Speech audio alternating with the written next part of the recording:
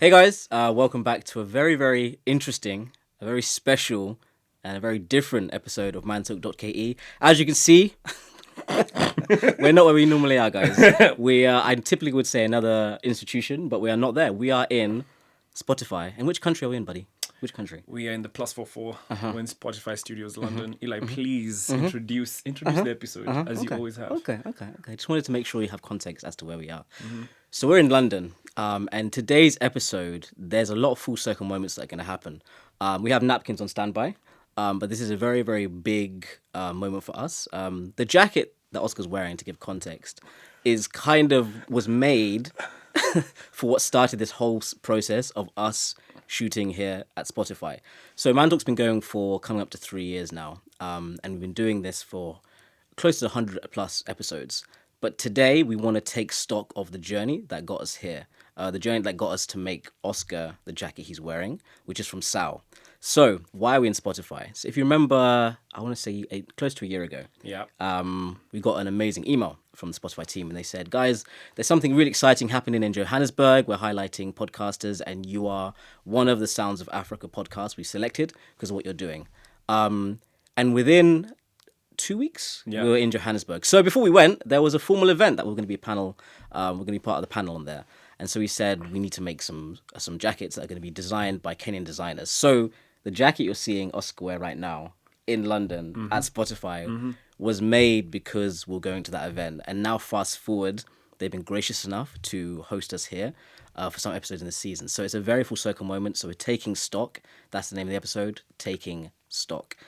So I feel really nice, man. I feel like warm and fuzzy. That's how I feel right now. Warm and fuzzy. How do you feel, buddy? You know, Eli, I've been quiet as you introduced the situation. And I remember keenly.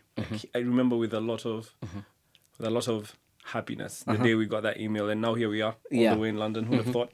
Look at us. Yeah. Look at us. Who'd have thought? Not me. Not me.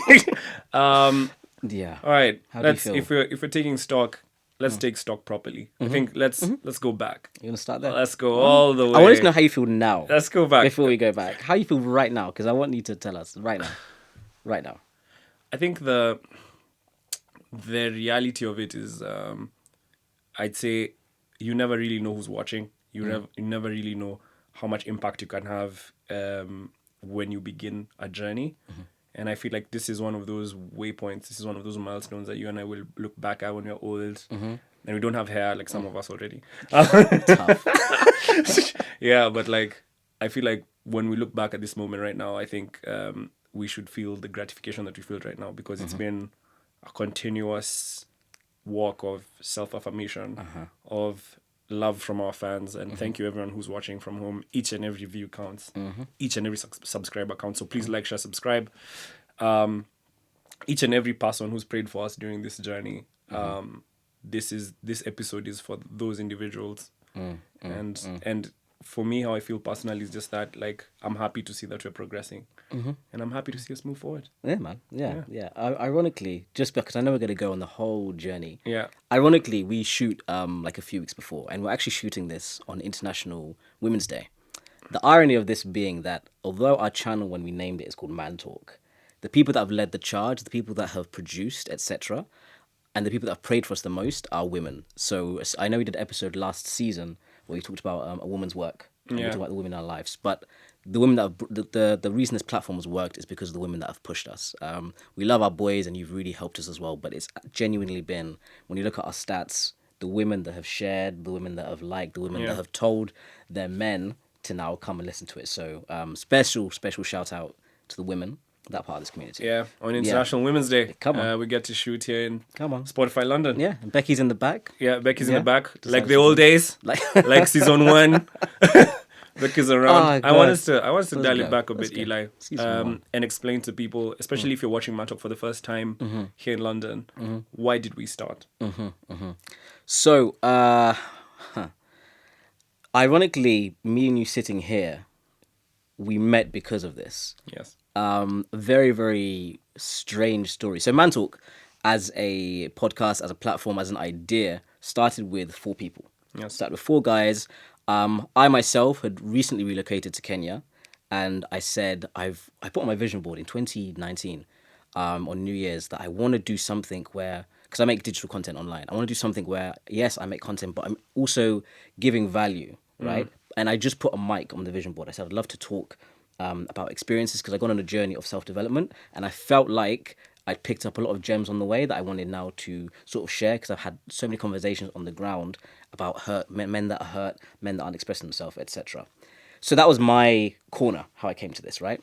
The other guys, one owned a location. He wanted to use the location and make a podcast there. The other guy was already a presenter. So we sat down, like, okay, let's do this. Then, weirdest way for us to meet, buddy. We're in a establishment. And this... In an esteemed establishment? Rather. Rather esteemed. And this character... This character walked in with a fantastic beard, and we had a mutual friend. And you were saying, okay, what are you guys doing at the moment? And we mentioned, oh, we're starting a podcast. We start recording in like a week. And you said, I'm a lawyer by profession, but I'd love to have those kind of conversations. Whenever you need a guest, either from law or just a young man that's doing things in life, let me know. So then the first shoot day, you were actually in the same place. It was a barbershop. Yeah. The same barbershop that we were about to record. And you said, I've got time. Yeah. Let me jump in the gym. I've got time. Yeah, I've got time. I've got some time. Yeah. After 5 minutes, I remember we looked at each other and you just said, you're a smart guy. And I was like, you're a smart guy. You're a smart guy. You should do this more often. Yeah. And then the next time, we'll fast forward because of time. Yeah. The next time, we were like, we can't do this without. Yeah. That Oscar. It didn't make sense. It didn't make sense. It just didn't make sense. So we fast forward. Then it ended up now just being me and Oscar that our relationship just started budding and just escalating. We very believed quickly. in it. We believed the most. I think that's the thing. Not to interrupt, but like the thing that has differentiated us over time has been the fact that my perspective was I deeply understood the need for a podcast that leads by example, not a podcast that where it's just like words. It's just word salad. It's like people actually sit down and you can see through our lives that the progress that exists. That you can now watch and say no. You can't claim to have a particular mentality if it's not adding value to you as a person. Exactly. And the most effective way to do that is actually to live it. Exactly. And then to embody that through the podcast. And that was the kind of the vision through which we've managed to live. In the beginning, when I joined the podcast, the idea was, okay, we're going to talk about men's issues and masculinity. But then me and you sat down and realized, the conversation is there, but it can become quite reductive. It can be reductive because you find that you start getting lost in this pool where it's like me versus her. I don't feel represented. She doesn't feel represented. It was just this conversation that we kept running into, and it was like, no, we have to show society as being inclusive, and that as much as gender issues affect us all, that there's some like women are disproportionately affected by some issues and men are also disproportionately affected by others. And the advantage that we can have is to address both. And for us, it's not to speak on these issues, especially for women, it's to amplify the voices that already exist. Exactly. And for men, we can speak on those issues and try and vocalize what we feel and how we see life because we are men. Exactly. And that's like why we called it Mantalk, and the name hasn't changed, although we have had guests who are women, but you'll notice that each of those women are contributing something that is different in society that we want to understand and that we don't have the capability of understanding as men sometimes. And when we were starting out, that vision wasn't outright. And over time, it's developed into that. And I feel like, from my perspective, having been with you and the team, you'll see that that's what we have crystallized to become. This place where you can come and sit down and actually share your perspective regardless of whatever gender you are or regardless of whatever ideologies that you have, and share with us what your perspective is, and to hear our critique of it or our, I'd say, our observations, and just have a light-hearted, objective conversation with some subjective points, of course. But like that's what the Mantalk is essentially. And I think I'm very happy that we're here in London now, because it means that we are going to have to interview individuals who have a very different idea of life in comparison to us. And as someone who comes from Kenya and who's African, as you can see, I'm really excited to hear like the mindsets, the mentalities, the philosophies, the life values that people have used, especially people of African or Black descent, have in this society and how they've used that to propel themselves into the places of power, the places of influence that they are today. And we're very happy to be in London. I think that's what I'll say. Yeah. Even the way you've just described Mantalk, right? Yeah. These are the kind of conversations we started having off camera. Yes. Even as we knew that we were building that, and through the kind of synergies we had in our minds, thinking that, okay, this is the society we exist in. Yes. This is my background. This is your background. But there was a point of reference where we'd both been through a moment in our life that we wanted to elevate, and there'd been people from an exterior point of view, people in the digital space, people in the podcasting space that had helped us do that. Exactly. So what I've realized, even as we've evolved as well, is yes, the platform started with us. I would say there's no new idea, right? Regurgitating what we've learned, regurgitating what other people have taught us, and saying, let's put that in an African context. Let's put that in a context where we can stir conversations in a positive way. Perfect example is us sitting down and having to have a conversation about like sexual habits in African context, right? We all know that a lot of the time there's a lot of disease spread, etc. And whenever the topic is tackled by someone in our age group, it's with a lot of satire. It's not with much of a purpose, right? And I think a very pivotal moment for me is when we sat down and we were approached by a brand that, you know, is in that space, and they said, can you tackle this topic in your way? And the reason, when they said in your way, I realized that we'd actually created a way to tackle topics that, yes, it was conscious, but the fact that me and you said, you're a smart guy, back to the beginning of the story, you're a smart guy, I'm a smart guy. Yeah. As we carried on having conversations, we were like, wait, we can challenge each other, but we can actually leave a topic open and be like, okay, let's revisit this. Let's bring somebody that's an expert in that field, you know, Yeah. and kind of have this conversation. So the fact that we're fast forwarding now, and then even in our own personal lives, the way we developed, the reason we're sat here is that you've come to London and developed yourself, and now you're doing your master's degree. Yeah. And I've come to London purely to shoot a podcast because I've jumped into the content game 100%. Speaks to how, as we've progressed, our audience progressed with us, and now we're having moments like this. Exactly. Right?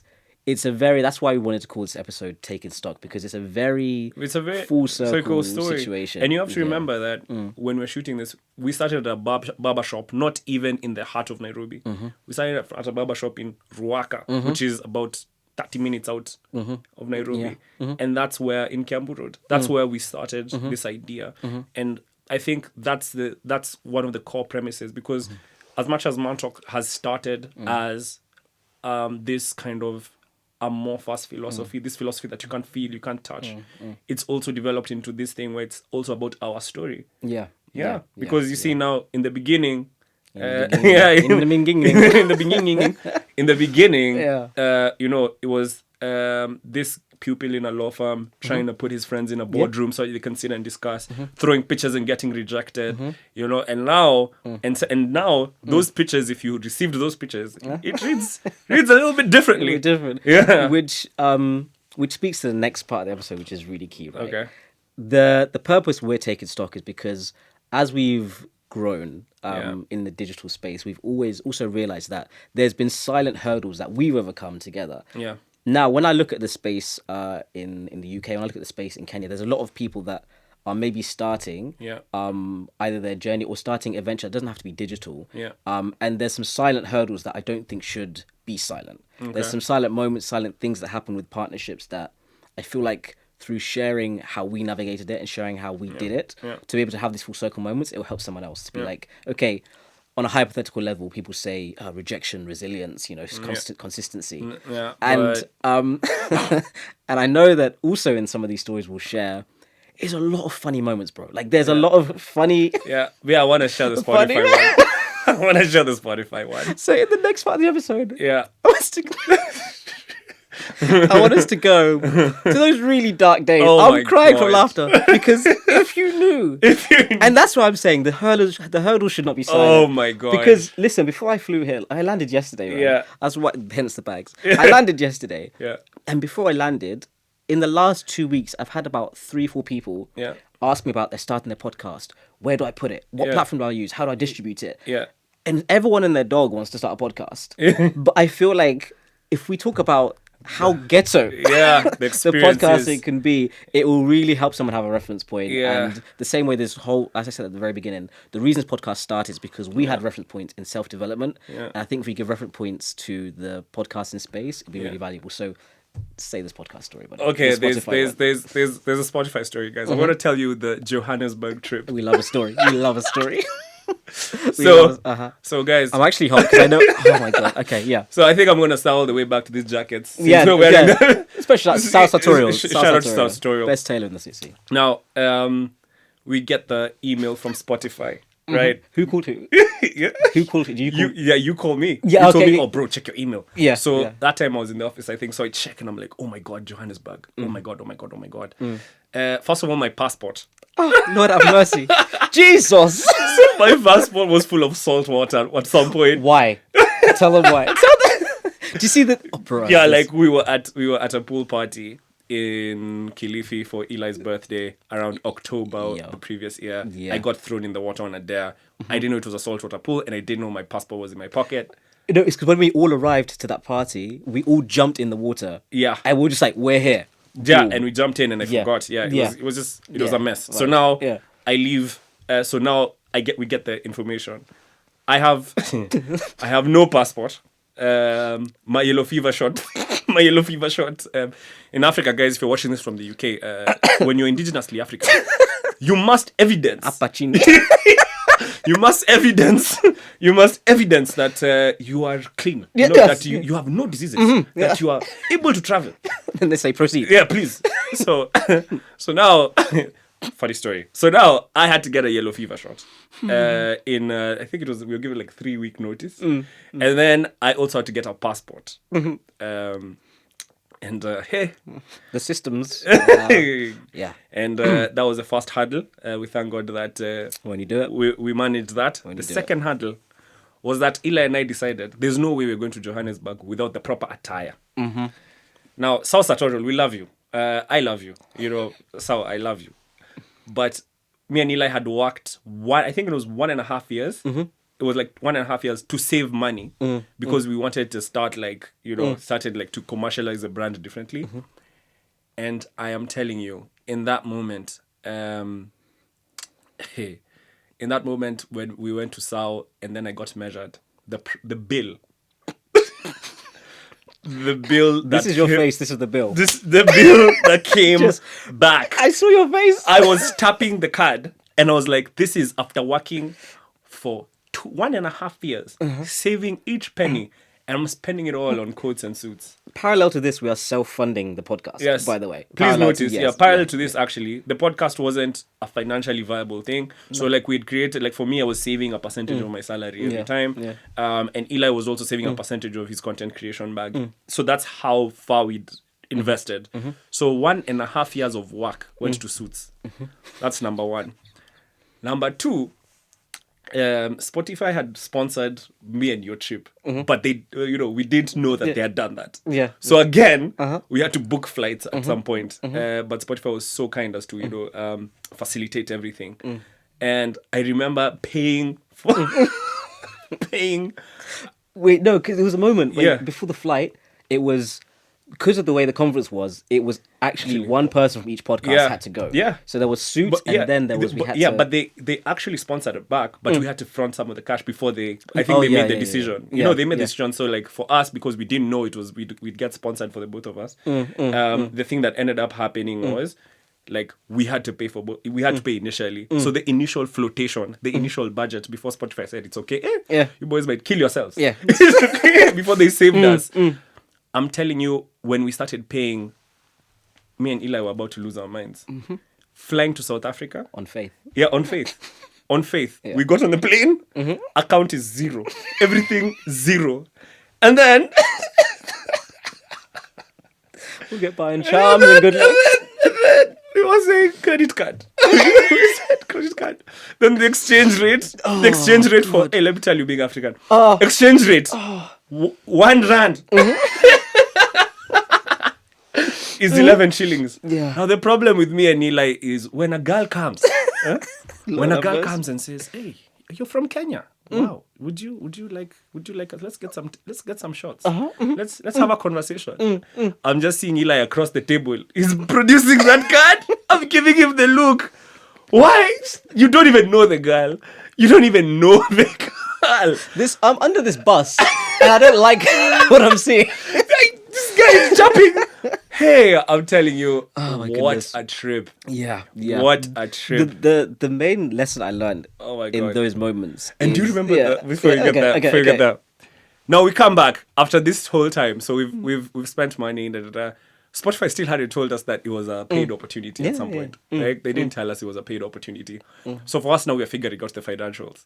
I'm looking at the Mantalk accounts. I'm looking at my personal account. I am dying. I am literally my stomach. I am like, I can't do. I was Eli. I've worked 2 years. I've worked 2 years. I have is also hurting. invested 2 years. Then now we get a call by one of our friends who represents Spotify. She's like, let's have coffee. Yeah. And then she says, "Oh, by the way, there was this, yeah, the fact that you sat on this, Yeah. oh, Spotify is reimbursing you for." I'm telling you guys, That journey. when they said that Spotify is paying for everything, I went to the car, I started crying. Yeah, it was hilarious. I started crying. I started crying. I think the best line I've ever heard you say.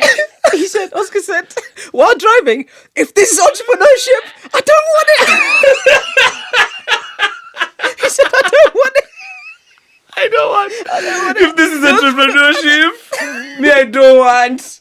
I don't want. Oh my God. I remember that day. Oh. I remember that day. What a, Wow. But that was. I'm telling you, I can still feel, as you can see, I'm still living that moment. Because you've not talked about it since then. You've not talked about it since then. Oh my bro, God. Bro, the reason that story tickles me so much. Oh my God. It tickles me so much is because if you met us on that trip, the confidence we had. You have no idea. With was 1,000 shillings in our account. Oh. The confidence we had. We're like shaking hands. Yeah. What? You want to go to Cape Town? Nasty C. Yeah. Nasty C. Daban Gongo. Hey, nice to meet you. Yeah. We were talking big game. Big game. Which speaks to the lesson that I wanted to say from that whole God. thing, bro. Because Oh my that God, roller coaster. I'm literally feeling the relief right now, guys. You're catching it live. The thing I realized through that whole process is if you have the confidence to invest in yourself, Yeah. right? People are way more likely to Yeah. invest in you because they're like, these boys invest in themselves. Yeah. They're way more likely to now invest in you. Yeah, Because and it came literally to the penny. Yeah. Full circle. It's incredible. Like, a look whim. at this jacket. Yeah. I was crying about it. You're probably watching it saying, oh my God, such a nice fit. It's a glorious jacket. Like, Eli is also wearing Yeah. his fit, but like It is at what the it is. time we were like paying for it. Yeah. I was about to have an aneurysm. Yeah. I was about to Yeah. start like getting Yeah. fits in the car. Yeah. My God. Yeah. So that's one silent hurdle. Like, Oh my God. And if you go on our Instagram and you see the video of us sat on the panel, cool as a cucumber. Yeah, you know? Cool as, I we see. didn't even know. $10. Yeah, exactly. $10 in the account. £10. 10p. £7.90 actually.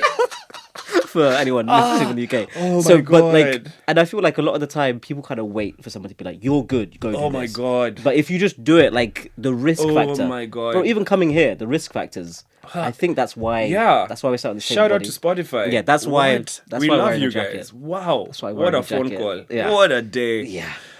Second example. I just want you to touch a little bit on kind of our team and Beryl because we're here in London and the people kind of we've worked with so far. I feel like the fact that we've managed to get the team that we've managed to have, I think there was a bit of a journey there, including a videographer. Right now, I'm looking at some very impressive cameras and there's some amazing mics here. Yeah. But there was a time in the Mantalk journey, if you go back to season 1, Oh my God. episode 6, around there, the microphones weren't here. The microphones were up here and they were dangling with a lapel. I believe we hung them. We hung them on a branch. On a branch. To dangle down. Becky, There's a remembers wince in the studio Yeah. that we don't like, and we will keep it. At that moment, Yeah.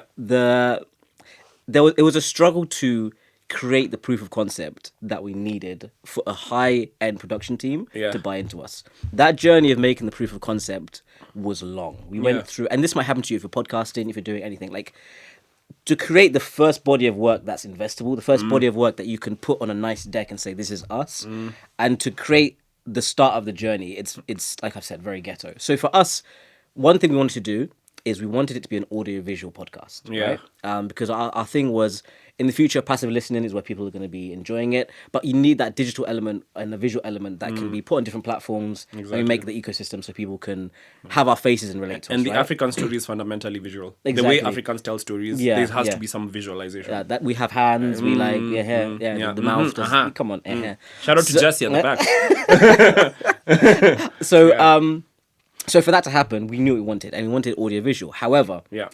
some production companies that we worked with to start with, they didn't grasp what we're trying to say in terms of quality. We were saying Yeah. that we need to be able to take that audio and just have it to be able to listen in the ear, right? However, for them, they were so focused on the visual, they'll forget the audio. Then we'll find others that are so focused on audio, they'll forget the visual, right? Yeah. So through shooting and not even being able to upload maybe the first few episodes of Mantalk on a audio podcast, we finally got to a place where we had a few episodes that were going out, people were enjoying it, and then we're getting past the fact that during some episodes there was construction working across the God. road. So we had to shoot, like, 4 of them. Like Yeah. 4 episodes back to back where you're just like running on coffee, right? But through having those moments where videographers, sometimes you'd arrive on set and they're not there. Yeah. This happened once. We're there at like 5:45 a.m. So we could start at 6. So we're there before the builders start at 8. Oh my right? God. However, we arrived there and then our video Yeah, team they is just were not there. They just weren't there. The beautiful thing that happened with that is that we then went on social media and we're like, guys, we need a new production company. So we put the blast out, Yeah. and it turned out that there was a lovely, lovely lady called Beryl, who's with us till today, who was like, I've been listening to your conversations and I've been hearing how much value there is, and I've been seeing your audio is not great. However, let's start together. I want to just like, these conversations deserve higher quality, they deserve better audio. Yeah. And we were very frank that like we can't afford your rates, because the kind of clients she was dealing with were like international clients is what they call them back home, right? So she came on board at a very subsidized cost, and she was like, as you grow, as you start getting partnerships, then you can start paying me more and paying me what you should be for the services. 3 years later, she still edits our content, and that's because we bet on what we were doing. We made the proof of concept, and we went through, I think, 6 production companies before we found them. So for us as well, it's been a thing of create the proof of concept, take bets, and then you're going to find the team that can stay with you, and you're also going to find the community that will be with you even when there's bad sound. So that was our production. Even the gentlemen who were with Beryl, they don't like it when we say their names, but I really want to thank them. I think they taught me how to sit on camera and how to, because I'm trying my best to compose, and they really taught me a lot how to like take a photograph and how to pose and how to sit, and a lot comes into production. And I think I learned from Beryl and the team to have an eye for quality, because like our obsession with how things look and sound as we worked with other teams and found out that we actually are now fully educated, is that all comes from Beryl and the boys and the production team. And we'd really want to thank them, I think, for their contributions and for helping us move this far. It's been really a pleasure to work with our team. And I want to just let anyone who's starting a podcast know that your team will find you. Like, if you consistently have outputs and you have a good message and you're not trying to be like everyone else, like, don't try and contribute to an echo chamber that's negative, or don't try to be part of a narrative that's not informed. The idea is to share your story in a way that's subjective, unique, but also at the same time that, you too can see is adding value to other people. I think once you have that, you can really leverage that relationship with a lot of people, with a lot of brands as well, and you'll be able to like achieve some level of success. I'm not saying that like we're the gold standard, but I'm just saying like I think we've managed to move through a lot of the obstacles that we've had just because of the vision and kind of the direction that we've had thus far. I think that's the sentence, if this is entrepreneurship, I don't want it, right? Doesn't just speak to that moment in the car when we were refunded. It also speaks to the journey that we've had to take with working with another man, right? So I want to highlight you as one of the people in the journey, dude. So I remember before, when there was 4 of us, right? When there's 4 of us, we quickly realized that me and you, we sort of had the same vision, and even in terms of business acumen, etc. However, both of us were coming into this space, the digital space, kind of green. For me, I'd been doing it for a few months. I was in a new country. I didn't really know the scope of work here.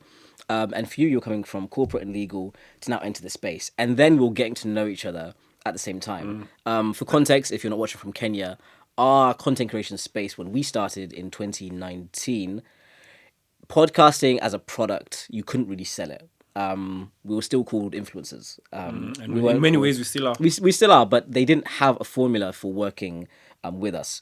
So going on this journey with the corporate side of digital, and then with we were new to each other. We didn't really know each other. Yeah. There was a few fundamental, I think, principles that now we kind of follow in terms of business partnership, right? And I've seen where there's other people in businesses even outside of digital where it falls not because the product isn't great, but it's because the two people that are making decisions over time, they're not connecting, they're not respecting each other, etc. But I think one of the things that has been a beautiful moment for me is, as much as this podcast has made me tackle my own manhood and made me tackle my masculinity and have to develop so that I can also, like I said, regurgitate, because there's no new idea, regurgitate and then help a 16-year-old in Nairobi, or help like a 15-year-old, or even just speak to a topic in an articulate way that somebody has always thought but not had a reference point, right? As I've had to do that, I've had to also grow in business with a new individual. But I think the main thing that I've learned is business is tough, right? But doing it with a partner like yourself, there's been moments where you put out so many pitch decks, you put out so many proposals, and it can get to the point where, if you're in a team, one of them's down here. Like, I've now reached my wit's end. But through having partnership with like you, it's those conversations we have that are over 2-3 hours long that you've been like, okay, dude, like the product is good. It's just a time thing, right? And then it helps me get back up to our level. And then the next month, it might be you that feels down low. And then I'll say my thing to you as well. So I think through doing that, what this podcast has taught me is being able to trust in another individual. Because prior to doing business with you as a one-on-one guy, my level of trust for somebody caring about product was simply not there. So I think what I've learned as well is, if you're going into a venture, you have to also take the risk on the person you're going with, but also distinguish who can go on that journey with you. And through us doing this together, through you doing it with me, I've realized that there are people in this world that can share a vision and put the same work in their own way. And you can actually build with someone. It doesn't have to always be you in a silo. You're with like a single-minded mission. So that's one thing I've learned. Like, partnership and easing the burden is a good thing. Like, doing this whole solo thing on your own is not always an optimal result. So yeah, so thank you for that, dude. That's what I've learned from this arduous journey. difficult. Yeah, that's what I've learned. You can actually trust someone with your vision, and you can share it. I think the thing that I've learned kind of from you as a business partner is shared obsessiveness. I think that's the term. I don't know if it's accurate. I don't know. You know, we're in the British. You heard it here first. You know, we're in Britain now, and we need to speak. Good English. But here's the thing. There's an obsession that we both share, and that shared vision has given us an obsession for quality, for contributing positively to people's lives. I think me and you have a lot of fun while doing this. Let's not pretend. Oh my god! I mean, we're like, oh my god, producers, but it's a fun ride, guys. Yeah. But like, there's a diversity of ideas. Now, a lot of people focus on the word diversity, thinking it's because somebody's black, white, green, yellow. No, there's a difference between diversity of color and diversity of ideas. Diversity of ideas means someone like Eli, whose skills are fundamentally creative. His entire infrastructure, including Becky in the studio, is fundamentally creative. And my background is fundamentally operational. It's fundamentally like, okay, how do we execute on this specific project and set a standard where everybody meets it. And that's why there are some people who have had to face my end of the business side, where it's like, if we're not executing on time, then what are we doing? If we don't operate the project in a way that's efficient and that sets a standard, then what are we doing? And they also have to face you, where if the camera angles are off, you see a very hot Eli walk through the room. I hate that guy. You see what I mean? Like, and it's that diversity of ideas that has managed to enable us to propel and enable others. Because even other members of our team, when they come in, the first thing we tell them is, first of all, we're not fighting. This is a place where you can come in. We cultivate what your strengths are, and if there are any weaknesses, we won't put you down for them. We'll assist you to grow, and that's kind of the ethos we have as a company for our media. Kind of for our media company, our media proposition has always been, whenever we recruit, because we have a new recruit now, and we're watching her grow as well, and we have Beryl and the team, and they're helping us grow while we help them grow, and then we have other brands who've worked with us, and sometimes that relationship has to be, mutually respectful. That's the most loaded sentence you've ever said. Yeah, it. Yeah, like Yeah. sometimes, when you're working, because I think that's the problem, right? The problem that we were facing is that there's a diversity of ideas where the creative industry has tolerated some standards that should not be tolerated. And when it comes to us and how we operate, we tolerate certain things, and we understand some inefficiencies, but also at the same time we have to understand that this is an occupation. People have to eat, sleep, and live off of this. And I think that's where, as a team, our diversity really matters, where we have creative outputs that work, but we also have an operational structure that is in place that works. And if you think I'm the strict one, wait till you're in the inbox and you see. So I think that's the biggest value add I think we have as a team. And I always say the greatest asset of our business is our relationship. That me and you, at the end of the day, the decision stops with us. When you get the emails of, hey, the decision has to come from, what is Oscar thinking? Okay, this is what I think. What is Eli thinking? That's what he thinks. Okay, this is the middle ground. And that high quality decision making compounded over time is what has led us here. Where it's like, if you're able to make good decisions consistently, over time, that puts you in a place of success. But if you make ineffective decisions, and if you tolerate certain standards that are not yours, you will find yourself living according to other people's standards. And that's not that's not the ideal, especially if you're in the creative industry. It just doesn't make sense to me. Yeah. Dude, it's been such a ride, but I want to know. So one of the fundamental pillars of Mantalk is men taking a journey with themselves, right? Yes. And we know that, especially in the digital space that we're occupying, there's a lot of negativity, right? That we basically wanted to be the yang to. And every time there's a guest that comes on our podcast, we ask them the same question. Okay. And in the spirit of full circle moments, I want to ask you what we always ask guests, right? But I want it to be two-part.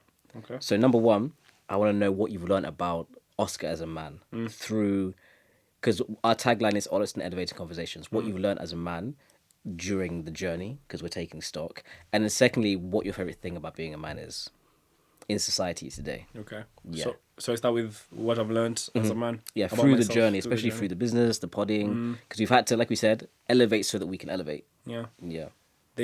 I think the thing I've learned mostly about myself during this journey is that I am not I do not exist in this monolith of ideas and opinions, that there's a certain diversity of view and there's a certain differentiated point and perspective that I have. And when I say that, it sounds like a lot of English, a lot of word salad, but the thing I've learned is I am able to do all things through Christ who strengthens me. It's a legitimate claim. Like it's not a lot of people usually think it's like this, and I know a lot of people might not be religious, but that capability to work within your purpose and to create value in many ways, and to even be valuable to other people who come into your life, and to create value with them, completely different people you've never met, and to be able to create a life and something that is beautiful and abundant. There's a quote that says, if you want butterflies, right? Don't go around catching butterflies. Like, don't chase butterflies around. Build a garden and the butterflies will come. It's the same thing where it's like, I feel like with Mantalk, what we've managed to do has been something that is valuable to me and valuable to a lot of people. And I also had a time in my life where there was a lot of doubt as to who I was as a person. And that doubt has been taken away from me. I am very strong within my identity and within my purpose. And I'm very proud of that. And I'm very happy to exist in that space now as a young man. And I wouldn't have done it without Mantalk.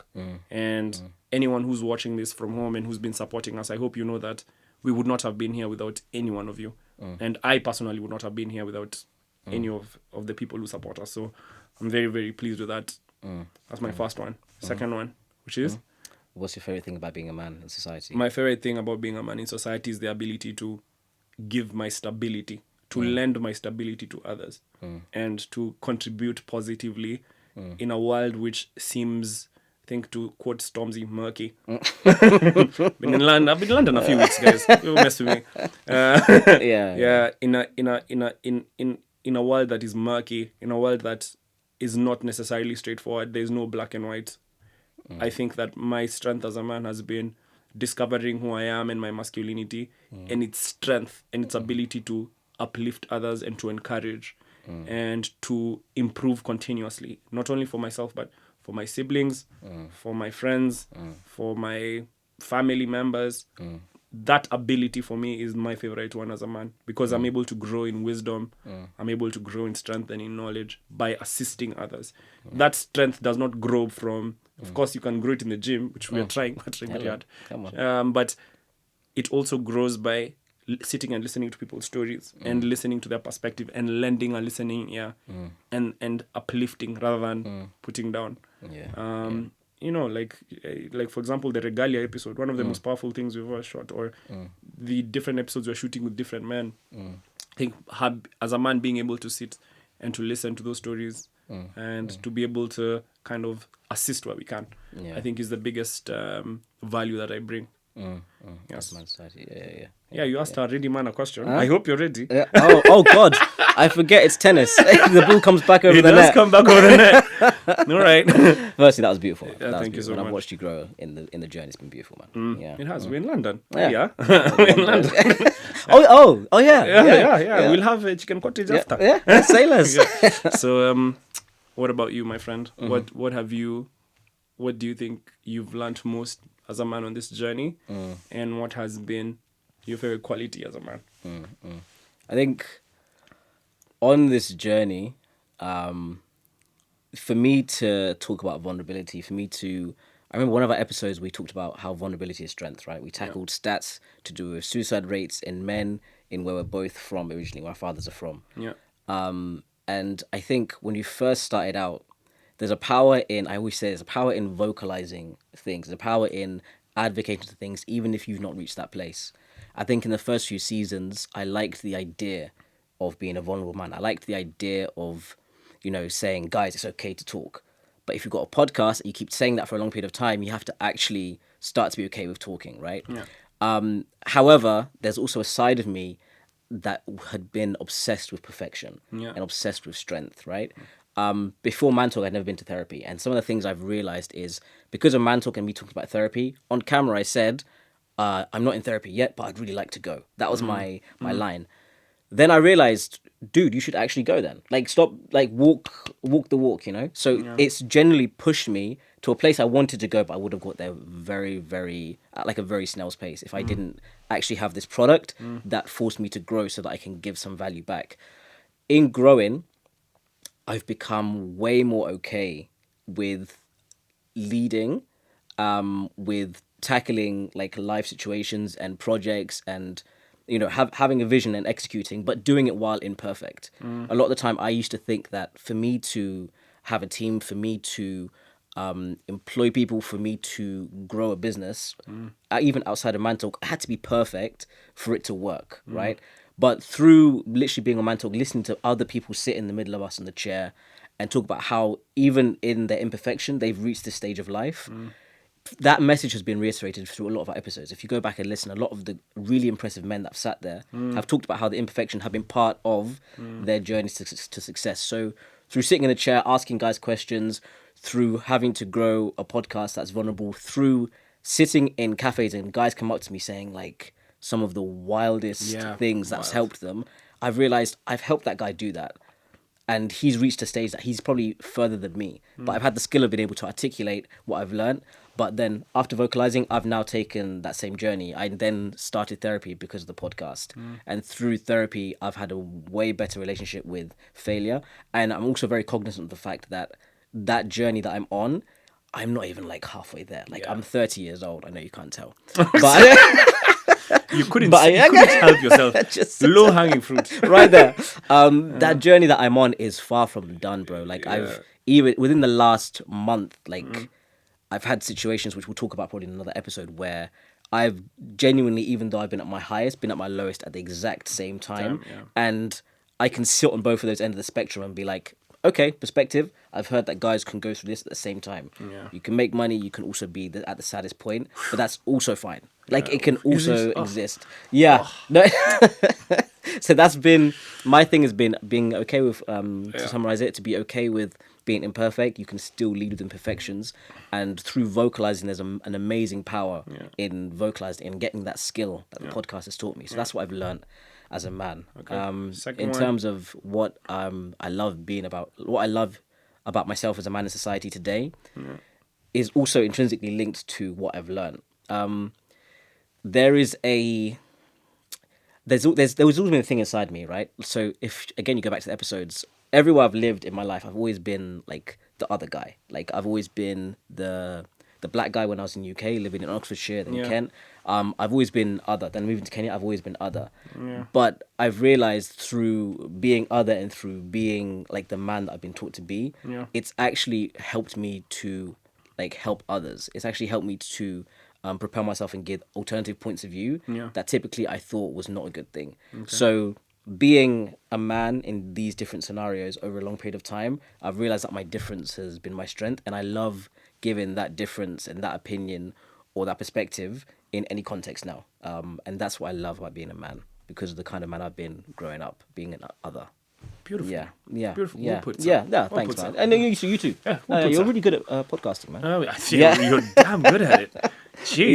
Yeah. I think on that very high note, if you're trying to figure out who Mantalk is, what we do, check out our pages on YouTube, on TikTok, on Spotify, precisely.